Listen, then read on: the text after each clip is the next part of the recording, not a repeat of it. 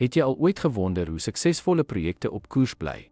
Netwerkdiagramme is die geheime wapen, visualisering van taakafhanklikhede en reekse. Hulle onthul die kritieke pad en help jou om potensiële vertragings en risiko's te voorsien. Kom ons delf in hul krag. Netwerkdiagramme visualiseer die verhoudings tussen take en toon die volgorde van projekaktiwiteite.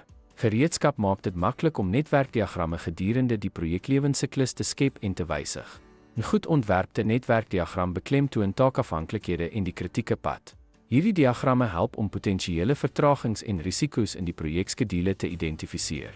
Netwerkdiagram-instrumente integreer tipies met ander projekbestuursinstrumente soos Gantt-grafieke. Projekbestuurders gebruik netwerkdiagramme om skedules en hulpbronne aan te pas soos nodig.